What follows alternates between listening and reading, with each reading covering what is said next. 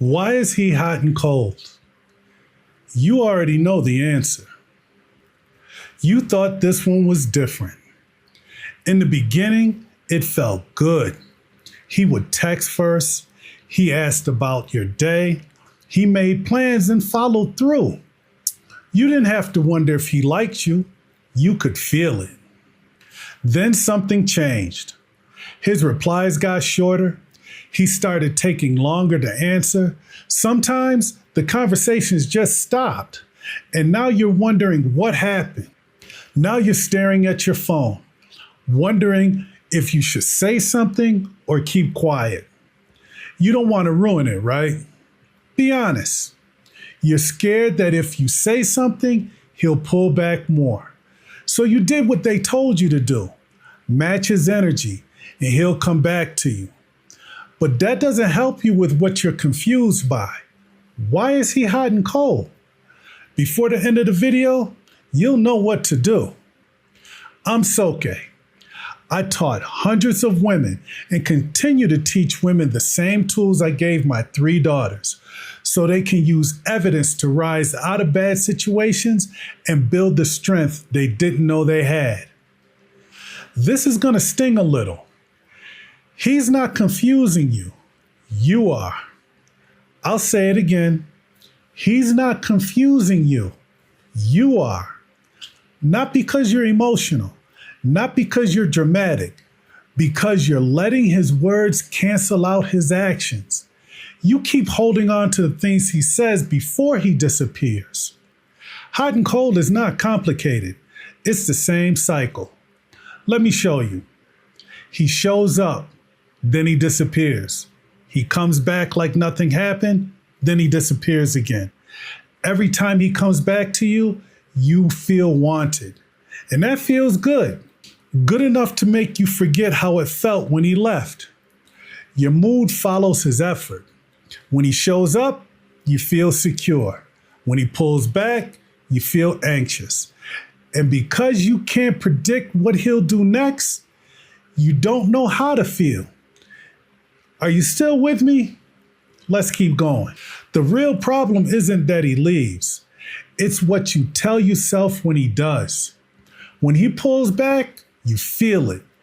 You check your phone, you reread old texts, you start feeling anxious. You wonder if you said something wrong. Then he comes back and you feel like you can't breathe again. You think, okay, we're good now. You tell yourself, see, I was just overthinking for nothing. Maybe it wasn't that serious. Maybe he was really busy. I just needed to calm down. So you don't say anything about him being gone. Why? Because you don't want to seem needy. On one hand, you want to understand why he acts this way. On the other hand, you don't want to push him away. So you swallow it. You swallow your questions. And little by little, your confusion grows greater and greater while you get used to less and less. All because losing him feels worse than losing a little of yourself. Listen, stop trying to decode him. Ask yourself, if nothing changed, would I stay? This comes from my notes. I changed the detail in the name to protect her privacy. I'll call her Shania. When Shania met him, it was strong from the start. He called first. He made plans, then followed through. He talked about trips they could take together. Shania was so excited that finally she met her person. Then his effort dropped.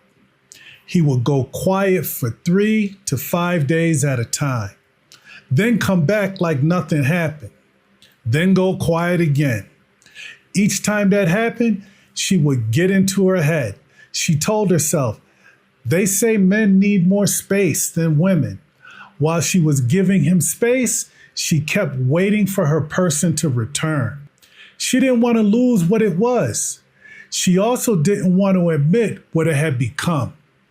He would get missing for 2 or 3 days at a time, sometimes even a week, with no explanation. She would feel it immediately. The anxiety, the tightness in her stomach. She'd check her phone to see if there was something that she missed. Then he'd come back and say, "Sorry, I had a lot going on. I needed some space."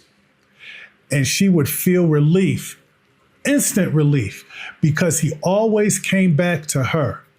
So she kept her feelings to herself, but her confusion grew.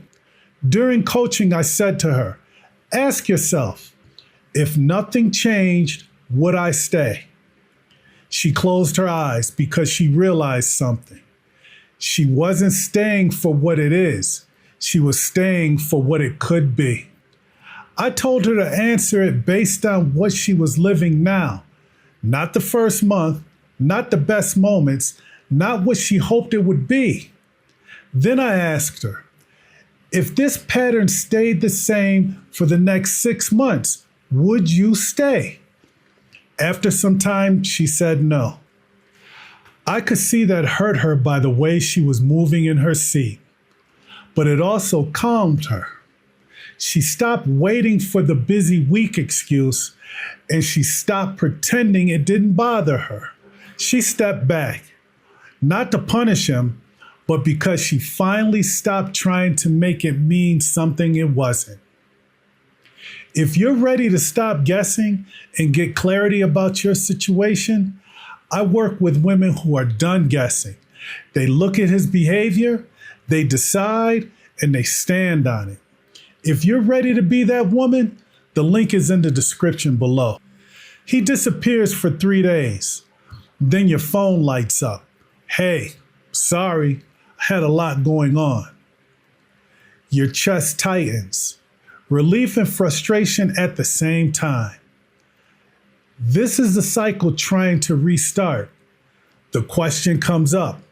Ask yourself, if nothing changed, would I stay? If this pattern continued for 6 months, hot, cold, could you deal with that? Will you reward his return with instant access to you? Will you ignore what just happened? When you respond based on what you're willing to deal with, the guessing stops. You're not trying to decode him anymore. You're deciding for yourself. When you use this, something changes in you.